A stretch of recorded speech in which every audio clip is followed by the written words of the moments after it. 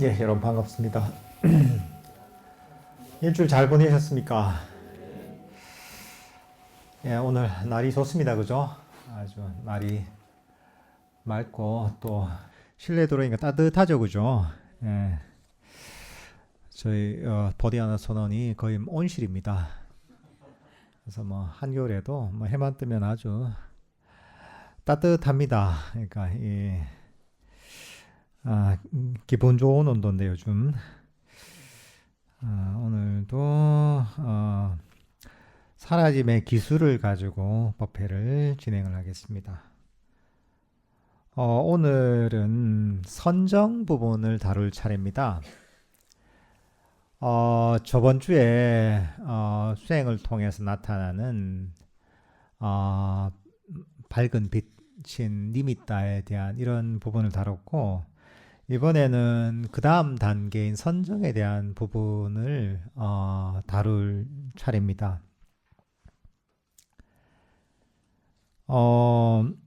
그 수행의 과정이 이 책의 제목처럼 사라짐의 과정이다라고 얘기할 수도 있습니다. 우리를 무겁게 짓누르고 있는 모든 것들이 점점 사라지기 시작합니다.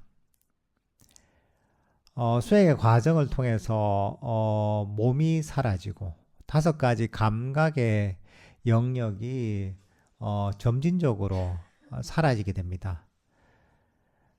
예를 들면은 아주 단순한 들숨과 날숨을 알아차리는 호흡 명상 같은 명상법을 통해서 쭉 명상 주의를 알다 보면 이전에 존재했던 몸에 대한 인식이 점점 사라지게 됩니다.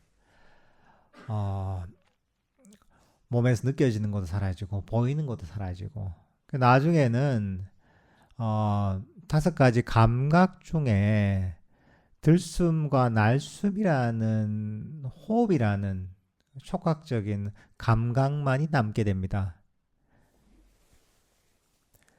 그리고 수행을 계속 하다 보면 또 이 호흡마저도, 호흡이라는 마지막 남은 감각마저도 사라질 때가 옵니다. 이 5가지, 이 호흡을 마지막으로 5가지 감각의 영역이 사라지면, 그러면 남는 것은 마음의 영역밖에 없게 됩니다. 이 마음의 영역이, 그러니까 이제 순수한 마음이죠. 이게 평소에 우리가 경험할 기회가 없죠. 왜냐하면 항상 이 몸으로 대표되는 5가지 감각이 항상 우리와 함께 있었기 때문에 이 오감의 영역이 항상 순수한 마음을 가리고 있는 거죠.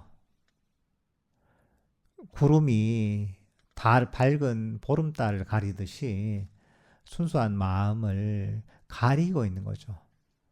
근데 구름이 걷히면 밝은 달이 드러나듯이 수행의 과정을 통해서 오감의 영역이라는 구름이 걷히면 순수한 마음의 영역이 드러나게 됩니다. 보통 이게 이 달빛이 밝은 것처럼 그런 빛의 형태로 많이 드러나게 됩니다. 그걸 흔히 니미따, 표상이다 이렇게 표현을 합니다.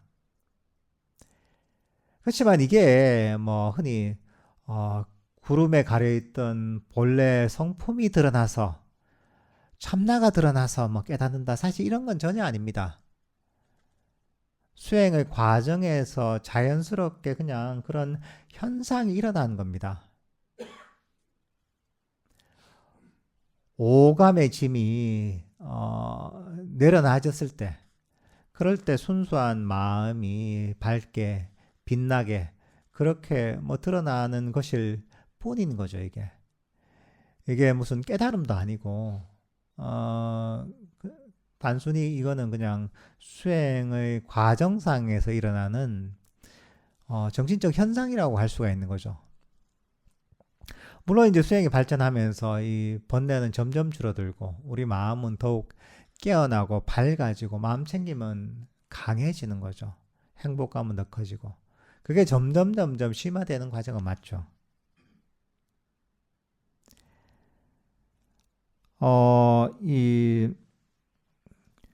이런 이 보통 빛의 형태로 드러나는 니미타가 드러날 때, 처음에는 이런 현상들도 굉장히 변동이 심합니다.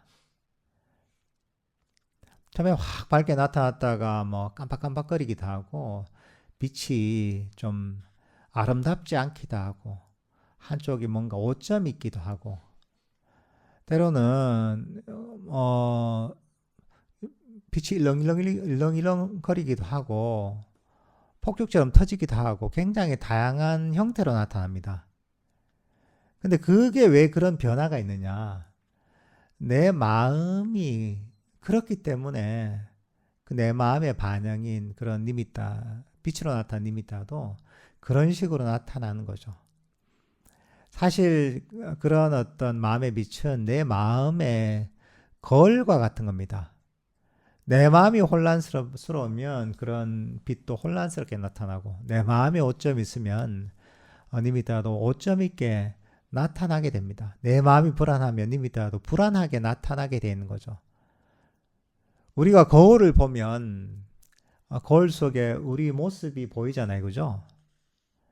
그리고 근데 내가 좌우로 이렇게 고개를 도리도리 하면 어떻습니까? 거울 속에 빛이 나도 그 고개가 도리도리 움직이게 됩니다. 내가 일어났다 섰다 이렇게 움직이면 거울 속에 나도 일어났다 섰다 이렇게 움직이는 겁니다.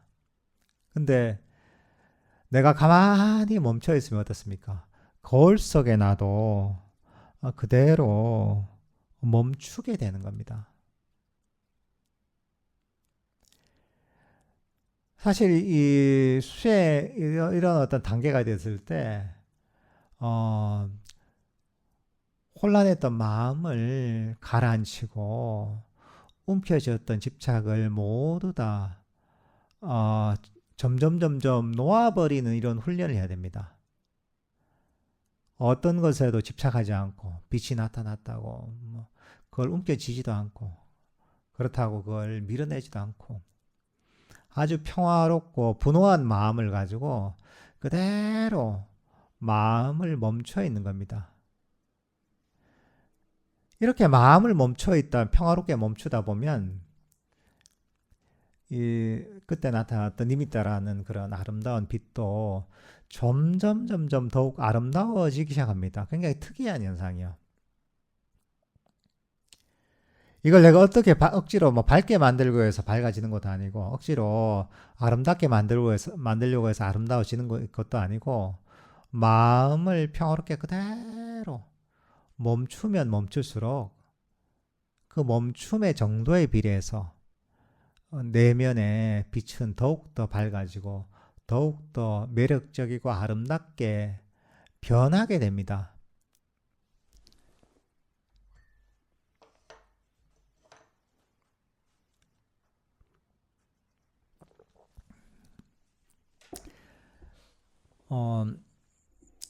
왜냐하면 우리의 마음의 속성 자체가 그대로 작동하거든요. 우리 마음이라는 것 자체는 가만히 멈춰 있으면 강력해집니다. 멈추면 멈출수록 더욱더 강력해져요. 근데 처음에는 이걸 잘 실감을 못할 수가 있어요. 하지만 수행이 발전해서 특히나 몸이 사라진 이 정도 경지가 되면 그런 걸 더욱더 실감합니다. 내가 조금이라도 막 움직이면 마음이 움직이면 금방 금방 이 마음의 반영인 그런 니미타 같은 것들이 반응을 하게 됩니다. 근데 내가 마음을 아주 부동심을 가지고 그대로 있다 보면 이것도 즉각적으로 반응을 합니다. 그 멈춤 속에서 니미타도 더욱 강력해지고 더욱 밝아지게 됩니다. 하지만 우리 마음을 움켜짐에 의해서 멈출 수는 없습니다. 이걸 알아야 되는 거죠. 우리 마음이라는 것은 그래 내가 그래 내 마음에 비친 내면에 비친 님 있다. 이거는 나의 반영이니까 내가 가만히 마음을 멈춰야지 하고 힘을 꽉 주고 의지를 가지고 멈추려고 하잖아요. 그런다고 멈춰지는 게 아닙니다.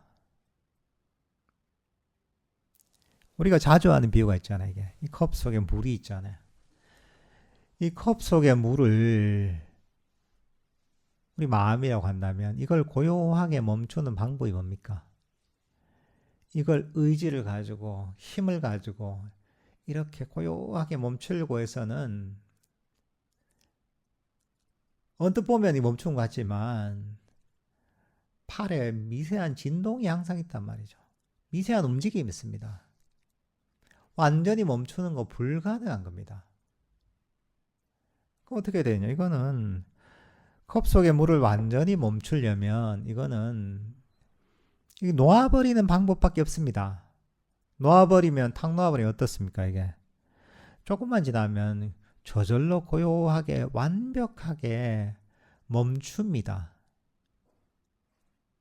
우리 마음을 멈추는 방법, 부동심을 갖는 방법은 바로 놓아버림밖에 없습니다. 그러니까 지금 이게 처음부터 사실 그 방향이지만 어떤 이 정도 단계가 니미타가 나타나거나 이런 단계가 되면 이런 것들을 이런 어떤 것들을 더욱더 실감하게 됩니다. 마음이 굉장히 섬세하게 움직이거든요. 아주 미세하게 움직여도 그게 그 반응이 즉각적으로 나타나는 단계가 됩니다. 아주 마음이 섬세하고 예민한 수준이기 때문에 단계가 됐기 때문에 이런 것도 이렇게 이제 놓아버림을 통해서만 우리 마음을 고요하게 멈출 수가 있습니다. 근데 멈춘다는 그럼 어떤 느낌인가?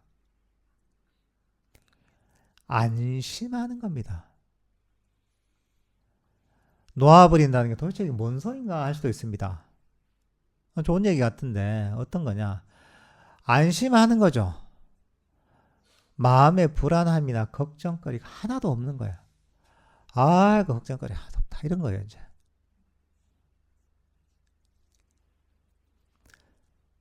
그동안 내가 아들이 이제 지금 뭐랄까 이제 고3들 보면 입시 지원해놓고 이런 시즌 있잖아요. 그죠? 얼마 전에 수능을 치고 입시 지원을 했는데 항상 불안한 거죠. 애가 이번엔 되겠나. 한데 이제 시험 또 이제 좀 잘 쳤다고 하고 또 이번에 그 원하는 대학에 지원을 했는데 합격했다고 딱 이제 연락이 왔네. 그거 나면 어떻습니까? 불안하던 마음이 확 휘어지죠, 그죠? 마음이 안심이 되잖아요. 걱정거리가 없어지잖아요. 그런 마음입니다. 모든 걱정거리가 하나도 없어지는 거예요. 안심이 푹 되는 거예요. 안심이 되면 마음이 멈추는 겁니다. 그래서 사실은 우리가 수행을 해나갈 때 그 방향을 이해하는 게 굉장히 중요합니다. 안 그러면 엉뚱한 방향으로 수행을 하기가 쉽거든요. 근데 수행의 방향이라는 것은 마음이 안심하는 방향입니다. 걱정거리가 점점 없어지는 겁니다. 걱정거리가 없어지니까 어떻습니까? 편안하고 안심하게 되죠. 그러니까 처음에는 큰 걱정거리가 있으면 내가 더 미세한 걱정거리가 있는지도 몰라요. 마음속에 어떤 불안이 있는지도 몰라요. 근데 이것들 하나하나 내려놓잖아요. 그러면 더 미세한 불안이나 걱정들이 감지가 됩니다. 이런 것도 내려놓으면 그보다 더 미세한 것들이 보입니다. 몸이 사라지고 니미타가 나타나고 이럴 때는 더 미세한 걱정이나 불안감들이 있습니다. 이런 것들도 다 놓아버리는 거죠. 때로는 미세한 집착들이 있단 말이죠. 이걸 명상을 해서 이제 지금 이 단계에서 더 나아가야 되는데 이걸 잃어버리면 안 되는데 이런 불안감이 있단 말이죠. 그런 것보다 다 놓아버리는 거죠. 안심하고 놓아버리고 그냥 그 순간에 만족하는 거죠.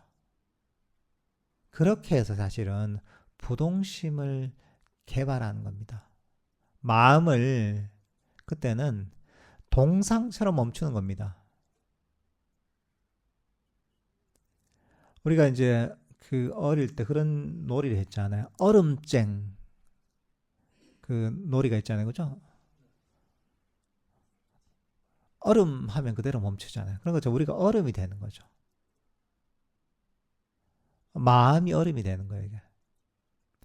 가만히 그렇게 멈추다 보면 신기하게도 우리 마음은 더욱더 아름답게 빛나기 시작합니다. 하면서 이게 어느 정도 임계점을 넘어가는 순간이 생겨요. 마음이 더욱 밝게 빛나고 강력해지고 더욱 아름다워지고 하면서 그전에는 단순하게 아름답고 즐거운 상태였다면 이게 우리 블랙홀 얘기할 때처럼 블랙홀에 대해서 얘기할 때 사건의 지평선이라는 게 있잖아요. 그죠? 사건의 지평선이라는 게 있잖아요. 그죠? 이제 그게 뭐냐면 블랙홀이 모든 것들을 다 빨아들이잖아요. 근데 이 사건의 지평선을 넘어가게 되면 그보다 더 가까이 가게 되면 그 블랙홀에서 빠져나오지 못하게 모든 것이 블랙홀로 빨려 들어간다고 하잖아요. 이제 그 선이 그 경계가 사건의 지평선이라고 하는데 그 경계를 넘어가면 블랙홀이 모든 걸 빨아당겨 버리는 거죠. 우리가 이 수행을 할 때도 약간 비슷한 현상이 나타나게 됩니다. 어느 정도 마음이 고요해지고 평화로워지고 부동심이 점점 강화되면서 리미터가 더욱 밝아지고 강력해지다 보면 그게 점점 더욱 아름다워지고 강력해지면서 임계점을 넘어가게 돼요. 어떻게 보면 블랙홀에 점점 가까이 가다가 사건의 지평선을 넘어가 버리는 거죠. 그러면 어떻게 됩니까? 블랙홀 속에 빨려 들어가 버리는 거죠. 모든 것들이. 마찬가지로 우리도 수행을 통해서 하다 보면 이 밝은 빛이 임계점을 넘어가게 돼요. 그러다 보면 블랙홀처럼 그 밝은 어떤 마음의 빛이 우리의 존재를 완전히 블랙홀이 삼키듯이 삼켜버리게 됩니다. 그러면서 아주 깊은 아주 법열 속으로 행복 속으로 빠져들게 되는데 이게 여기서 얘기하는 선정의 상태가 됩니다.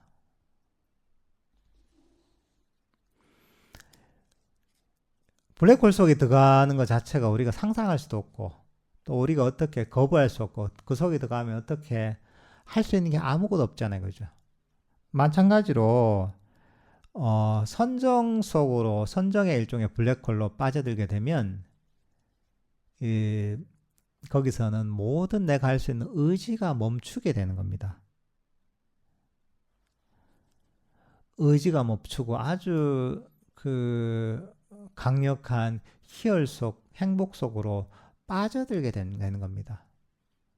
그전에도 오감은 사라졌지만 여기에서는 완벽하게 오감이 사라지는 상태가 되는 거죠. 그건 진짜 그야말로 순수한 마음의 영역, 진짜 마음만이 남는 거죠.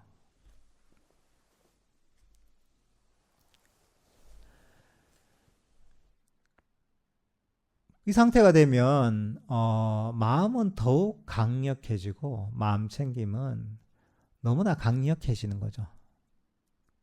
그래서 사실 부처님께서도 깨달음에 이르실 때 그냥 단순하게 우리가 사유를 해서 단순하게 그냥 사유를 통한 통찰을 통해서 깨달으신 게 아니거든요. 부처님께서 깨달으신 과정을 봐도 어떠냐면 수행을 통해서 초선, 2선, 3선, 4선에 드시고 나서 거기서 나와서 처음에는 숙명통, 천안통 같은 신통을 개발하시고 그 다음에 번뇌를 소멸시키는 누진통, 그러니까 이제 번뇌를 소멸시키는 깨달음에 이르시게 되거든요. 근데 그 과정이 경전에 굉장히 자세하게 묘사가 되어 있습니다. 그러니까 이제 부처님의 깨달음에 대해서 부정할 수 없는 기록이 남아 있는 거죠. 부처님께서는 그냥 막 연기를 갑자기 깨달아서 막 연기를 보고 깨달았다 이런 분이 아니에요. 부처님께서는 수행을 통해서, 바른 수행을 통해서 선정을 개발하고, 그리고 그 선정에서 나와서 개발된 아주 강력한 마음 챙김과 강력한 통찰을 바탕으로 해서 번뇌의 뿌리를 뽑아내고 괴로움의 뿌리를 뽑아내신 거죠. 완전한 깨달음에 이르신 거거든요. 이게 경전에 그대로 남아 있습니다. 이게 역사적인 사실인 거예요. 부처님의 깨달음에 관한. 근데 왜 이게 여기도 보면 선정도 보면 초선, 2선, 3선, 4선으로 가면서 더욱더 그게 깊어지는 거죠. 더욱더 2선, 3선, 4선 가면서 사라짐이 더욱더 심화되는 겁니다. 이런 얘기 있죠. 선의 5가지 요소에서 위딱가, 윗자라, 삐띠, 수가, 애가갔다 해서 일으킨 생각, 지속적 고찰, 그 다음에 희열, 행복, 그 다음에 이제 집중 이런 게 있는데 심일경성. 근데 이런 요소들이 점점 선정이 깊어짐에 따라 그 요소도 점점 줄어들게 됩니다. 더욱더 사라지게 되는 거죠. 그러면 더욱더 사라지면 우리 마음은 더욱더 멈추게 되는 거죠. 선정이 들면서 거의 마음이 멈췄지만 더더욱 멈추게 되는 거죠. 그렇게 되면서 거기서 그 과정 속에서 많은 통찰들이 생기게 되는 겁니다.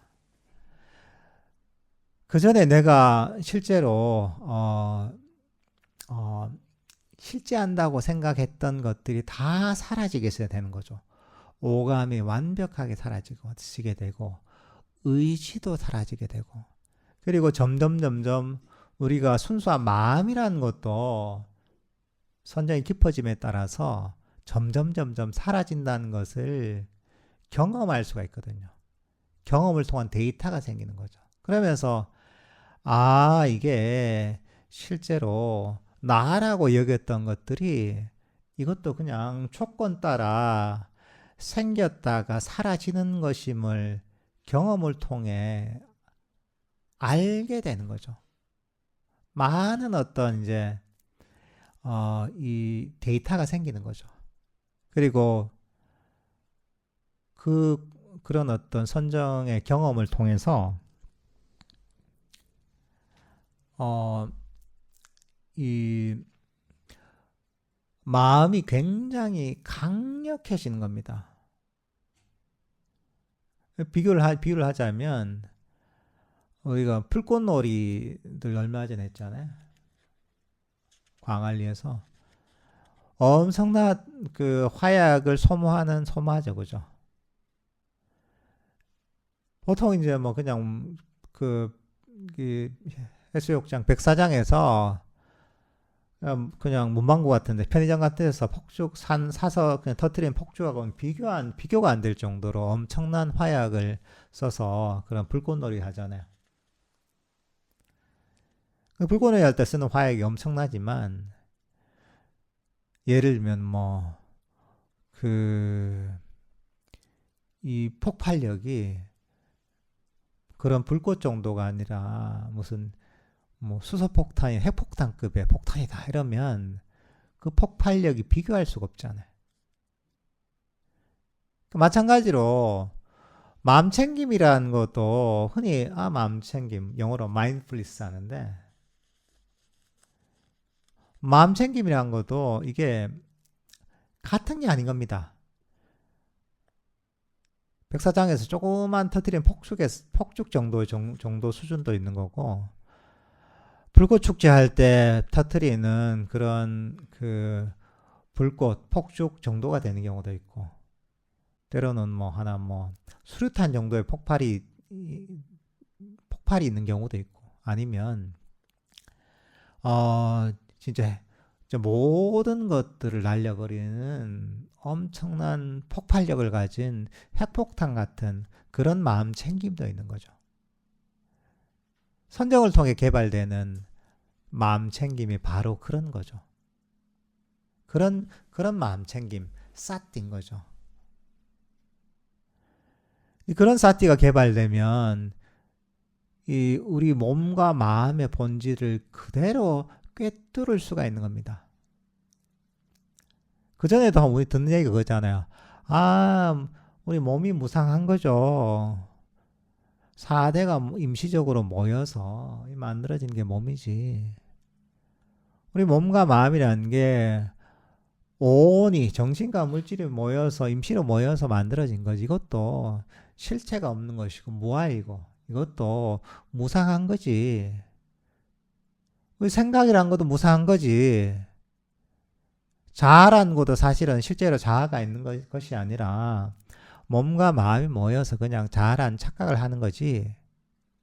다들 불교 공부를 좀 하면 뭐 그 정도는 알잖아요. 그죠? 하지만 실제로 감기 몸살이 걸리잖아요. 아이고 몸 아파라. 내 몸이 되는 거예요 이게. 배가 고프면 어때요? 내가 배고픈 거예요. 이런저런 고민이 있으면 내가 괴로운 거야. 이게 내 생각이야. 내 감정이야. 아무리 무아이고 무상이고 해도 말로만 그런 거야. 왜냐하면 마음 챙김이 약하기 때문에 어떤 법에 대한 이해나 지식이 있어도 그 본질을 꿰뚫지 못하는 거죠. 진짜 무상하다. 진짜 무하다. 이런 것들을 꿰뚫지 못하는 거예요. 마음 챙김의 수준이 약한 거예요, 이게. 근데 이 선정을 통해 개발된 마음 챙김 정도가 되면 이게 어느 수준에 이르면 정말 꿰뚫을 수가 있는 거예요. 정말 이 무상하구나. 이 몸과 마음이. 나라고 할 만한 실체가 진짜 없는 거구나. 사실은 이 존재 자체가 괴로움이구나. 이런 것들을 꿰뚫어서 알 수 있게 되는 거죠, 이게. 그러면서 가지고 있던 모든 집착들이 사라지게 되는 거죠. 모든 번뇌가 사라지고 탐진치가 모두 사라지게 되는 거죠. 그걸 통해 완전한 깨달음이 이르는 것이고 그걸 통해 우리가 괴로움의 속박에서 완전히 벗어나는 것이죠. 더 궁극적으로는 우리를 끊임없이 괴롭게 만들었던 윤회의 사이클에서 탈출하게 되는 겁니다.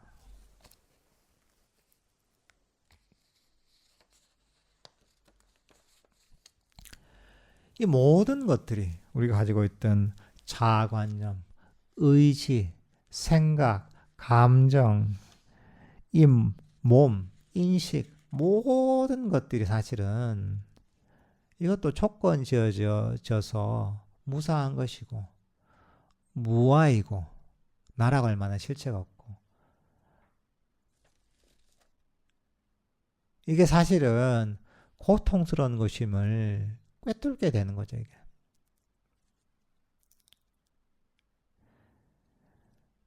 그 사실은 이 부처님께서도 보면 불교 수행을 가르치실 때 예, 개정의 삼막을 가르쳤단 말이죠. 바로 덕 있는 삶을 사는, 윤리적이고 도덕적인 삶을 사는 어떤 계를 가르치시고 신라죠. 그 다음에 두 번째 정, 삼마디죠. 그걸 가르치시고, 세 번째 해, 지혜, 빠냐를 가르치셨습니다. 두 번째를 항상 주목해야 되는 거죠. 이 세 가지는 전부 다 필수 요소인 거예요, 이게. 계정의 사막이. 실라, 삼마디, 빠냐는 수행의 모두 필수 요소인 거, 필수 조건인 거야. 세 가지 중에 한 가지라도 빠지면 안 되는 거죠. 그 중에 굉장히 중요한 부분이 바로 이제 삼마디고, 이 삼마디의 가장 높은 단계가 어떻게 보면 바로 선정이라는 거죠, 이게.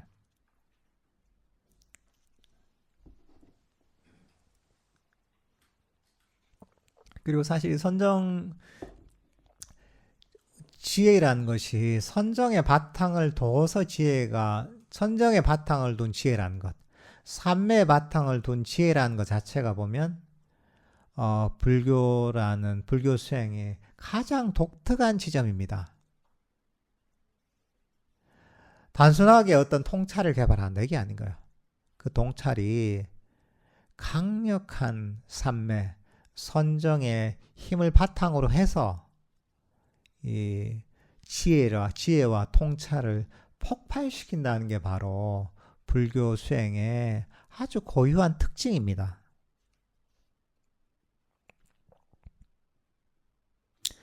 그러니까 사람들은 보면 어떻게 잘못 이해하면 불교라는 게 연기법이 불교의 본질이지 뭐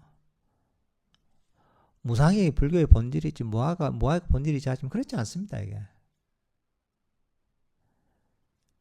선정, 삼매 기반을 둔 통찰이라는 이게 불교의 아주 독특한 지점입니다.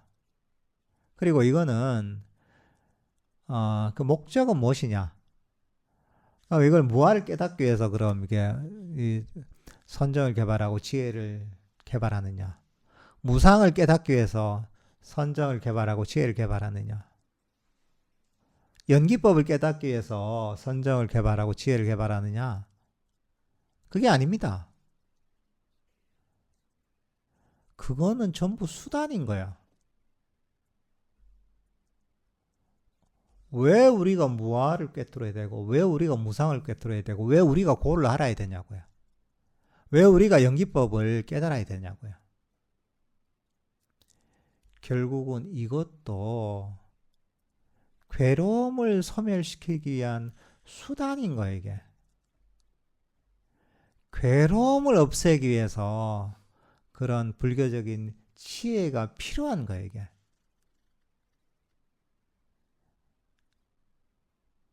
시작 없는 과거부터 우리가 윤회를 해왔다 하잖아요.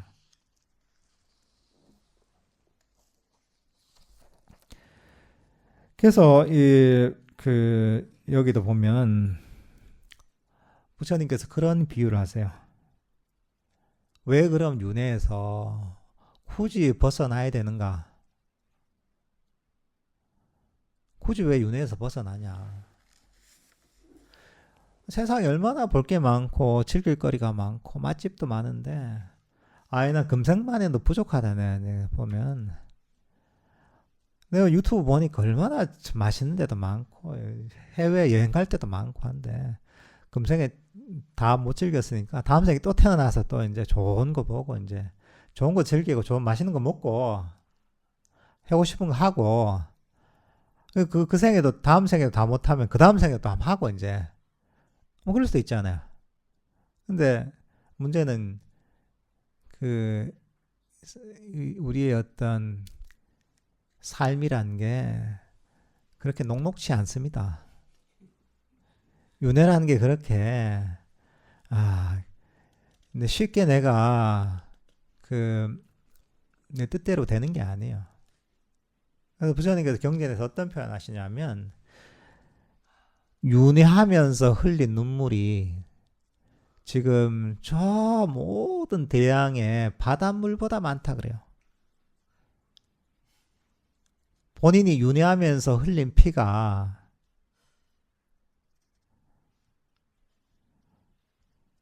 마찬가지로 이 저 바다보다 저 바다에 있는 바닷물보다 더 많다 그래요. 윤회하면서 본인이 죽어서 남긴 뼈를 다 쌓는다면 저 히말라야 산보다 더 높다 그래요. 우리들은 사실은 중생들은 얼마나 오랫동안 윤회인지 모르죠. 모르죠. 그래, 다 까먹었으니까. 하지만 부처님은 이 숙명통, 천안통 같은 신통을 갖고 계시기 때문에 윤회하는 존재들의 삶을 다 꿰뚫어 본단 말이죠. 실제로 그렇다는 거예요. 요즘 사람들은 보면 잘 믿지 않죠. 근데 부처님 그렇게 표현하세요. 그런 사람들은 눈에 먼지가 많이 껴서 못 보는 거다. 근데 먼지를 다 걷어내고 보면 금방 얘기했던 게 그 현실이라는 거예요. 너무나 엄혹한 현실이라는 거예요. 그래서 부처님께서는 수없는 생 동안 이 중생들이 고통을 받았기 때문에 거기서 중생들을 건져주기 위해서 그 고통에서 해방시켜주기 위해서 부처님께서 이 법을 설하신 거죠. 괴로움의 뿌리를 완전히 뽑는 이 가르침을 설하신 거죠, 이게. 그래서 그나마 이제 티끌이 있긴 있어도 조금 적은 사람들이 부처님 말씀을 듣고 그 배운 대로 실천을 하게 되는 거죠. 그리고 그 실천하다 보면 점점 이 괴로움에서 벗어나고 있는 거죠. 여러분들 여기 오시는 거 보면 눈에 티끌이 좀 적은 분이에요.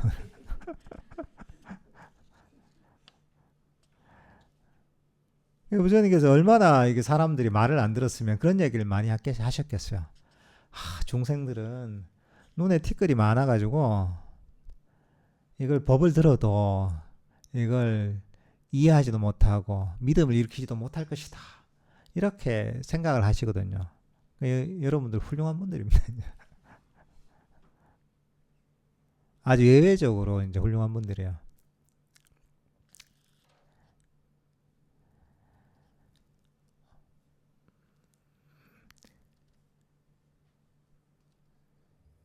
이 수행의 과정에서 보면 아까 선정을 얘기했었는데 이 선정에 드는 과정이 보면 이 어떤 물체가 어떤 블랙홀에 다가가다가 사건의 지평선을 넘어서 블랙홀에 빠져들어가는 이런 것과 되게 비슷한 경험입니다.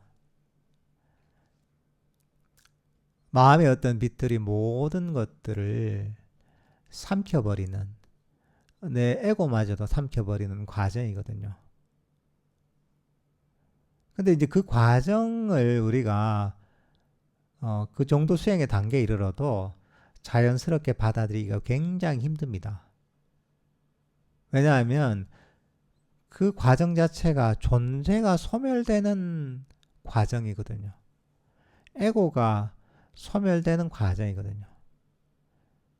일종의 이제 정신적으로 자기가 죽어가는 과정처럼 느껴질 수 있어요. 그럼 어떻겠어요? 엄청난 두려움이 생길 수가 있습니다.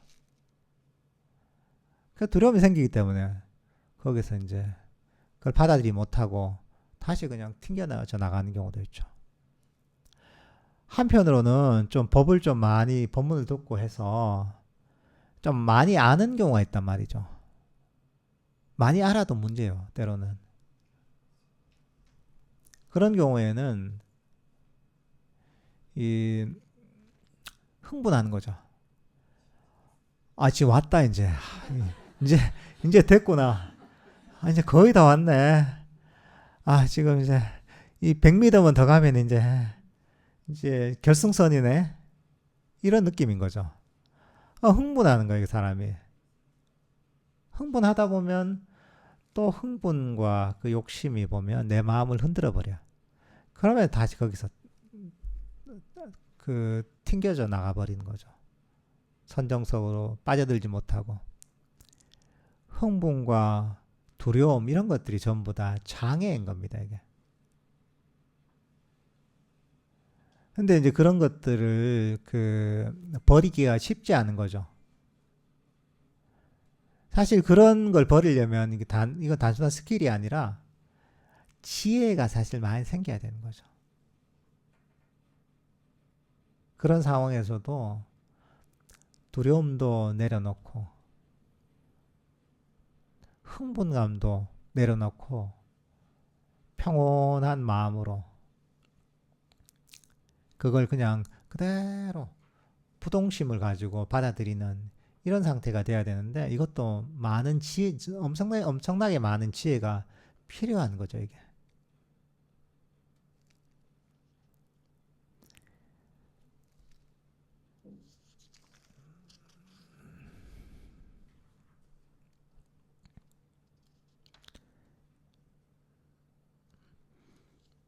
근데 이제 수행의 과정 자체가 너무나 이 과정이 너무 신기합니다, 이제. 우리가 처음에 아주 단순한 들숨과 날숨을 알아차리는 데 시작해서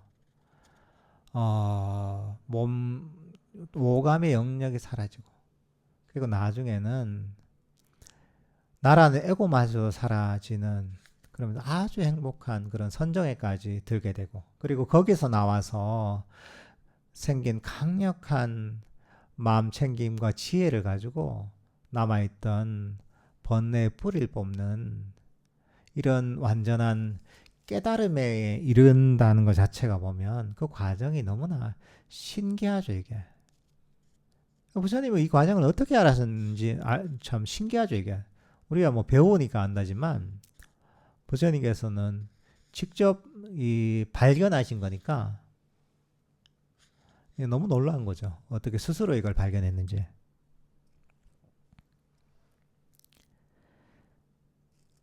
그리고 이 과정 자체는 우리가 점점 괴로움에서 벗어나는 길입니다. 점점 평화와 고요로 향하는 길입니다, 이게. 하지만 이게 욕심으로 되는 건 아니라는 거죠. 끊임없는 놓아버림의 과정이라는 거죠. 근데 놓아버림이라는 것도 정확한 기술이 있는 거죠. 놓아버림 기술이 뭐냐? 이게 바로 우리가 배웠던 뭐 개정의 사막이고 이게 바로 8정도의 방법인 거죠. 이게 놓아버림의 기술인 거죠. 하지만 이게 가능한 이유는 뭐냐면 우리는 법을 기억하는 마음 챙김이 있다는 거죠.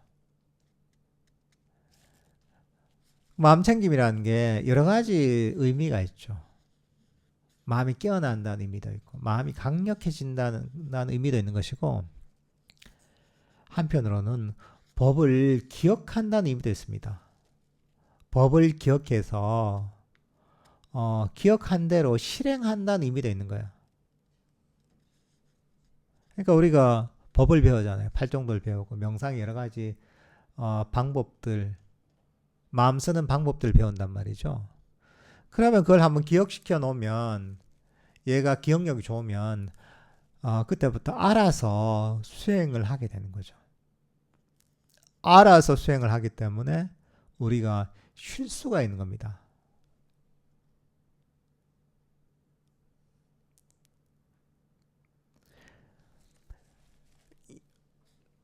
성문에 옛날에 문지기가 있었잖아요. 그죠? 성문지기가 있단 말이죠.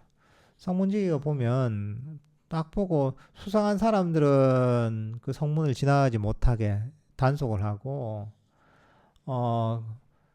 정상적인 사람들, 그 백성들은 성 안으로 들어가게 하잖아요. 성문지기처럼 우리 마음도 법을 기억해서 무엇을 들여보내야 되고 무엇을 막고 버려야 되는지를 알게 되는 거죠. 법을 배우고 기억하면. 그러면 내가 일일이 가서 성문 앞에 서가지고 사람들 단속하지 않아도 되는 거죠.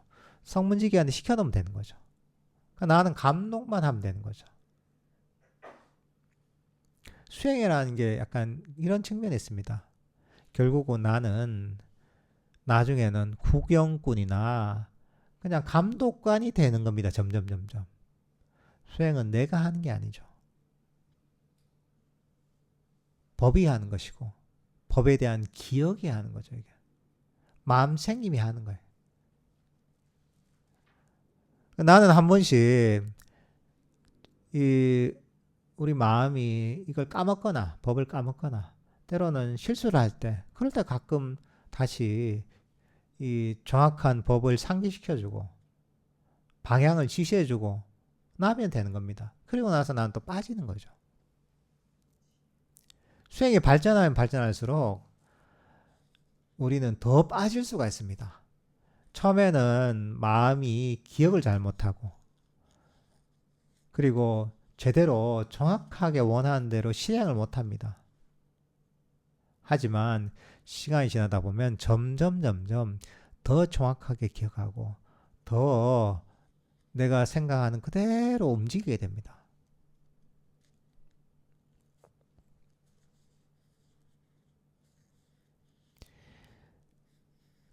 요즘 AI가 굉장히 발전하고 있잖아요. 저도 그런 거 가끔 쓰거든요. 이게 쓰다 보면 1년 전에 썼을 때하고 지금하고 완전히 달라요. 1년에 썼을 때는 뭔 얘기하는지 잘 못 알아들어요. 이게. 시켜도 뭐 뭘 찾아달라 해도 제대로 찾지도 못해. 근데 얘가 좀 지금 한 1년 정도 지나니까 너무 똑똑해졌더라고요. 진짜 사람처럼 학습하는 것 같더라고요. 학습 속도가 너무 빠르죠. 말귀를 잘 알아듣고 시키면 시키는 대로 일을 잘해요 보면. 그런 거하고 비슷한 겁니다.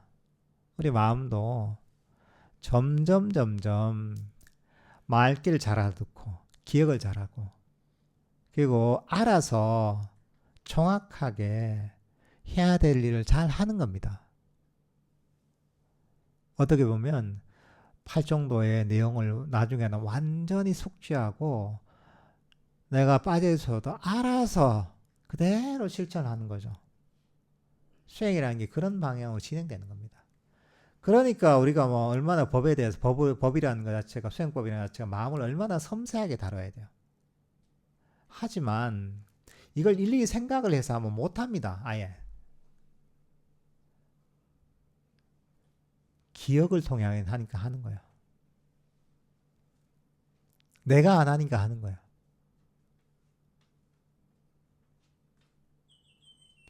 여러분들 운전 같은 것만 해도 그렇잖아요.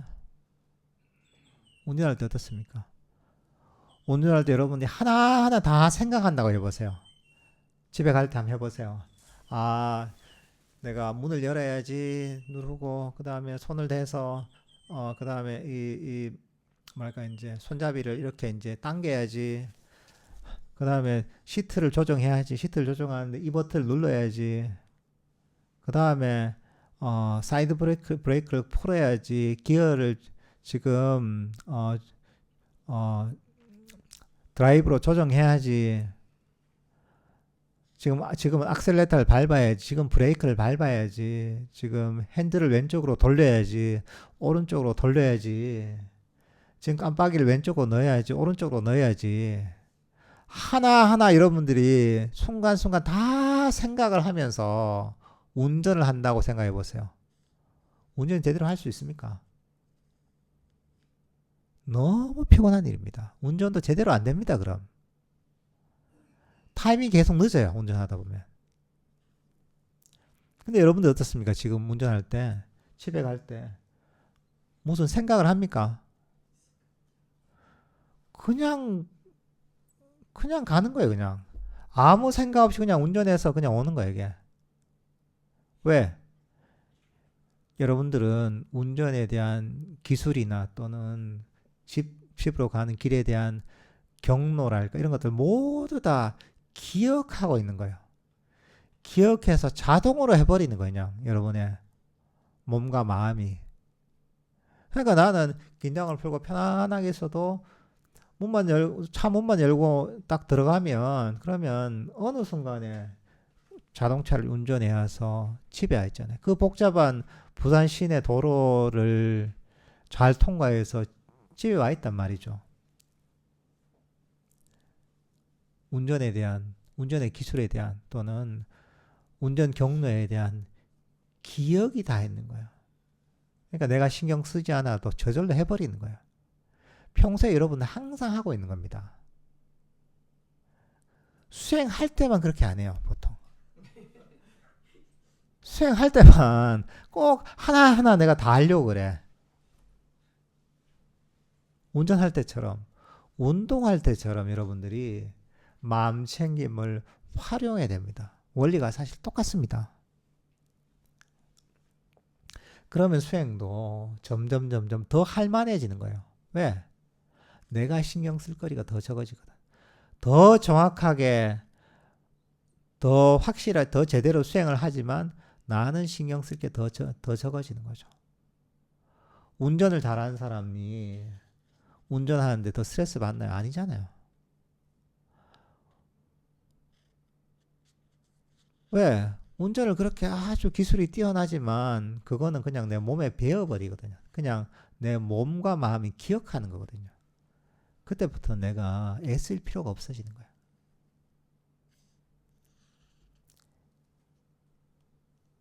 수행이라는 게 사실 그런 겁니다.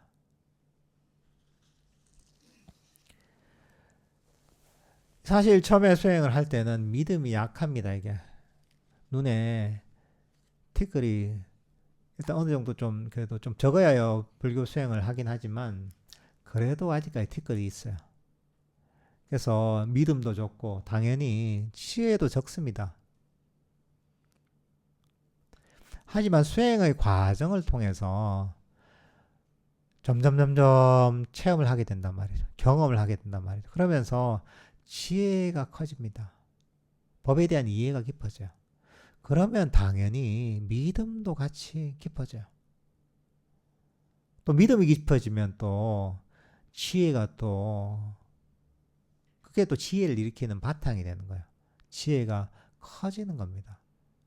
수행을 통해도 지혜가 커지면 또 믿음이 깊어지는 이런 식으로 우리가 믿음과 지혜라는 것도 수행이 발전하면서 같이 새의 양 날개처럼 같이 더욱더 성장하고 자라나는 겁니다. 이게.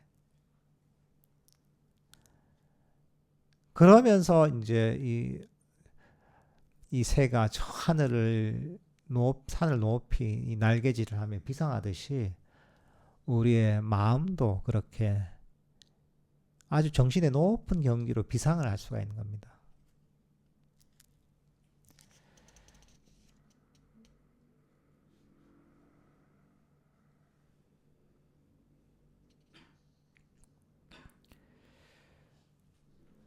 우리가 이제 지금 오늘 배웠던 이런 선정에 관한 내용들이 보면 단순한 선정이 아닙니다. 항상 선정, 삼매와 지혜는 같이 가는 겁니다. 선정수행만 이런 건 없습니다. 순수 지혜수행이라는 것은 존재하지 않습니다. 잘못 이해한 거예요.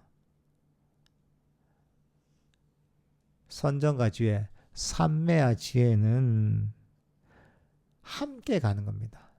사실은 이걸 통틀어서 우리가 팔정도를 수행한다라고 얘기할 수가 있습니다. 선정수행만이 존재하는 게 아니고 지혜수행만이 존재하는 게 아니고 바로 개정의 사막이 다 담겨있는 팔정도 수행만이 불교에는 존재하는 겁니다. 이걸 통해서 탐진치를 가라앉히고 모든 번뇌를 놓아버려서 괴로움의 뿌리를 완전히 뽑고 진정한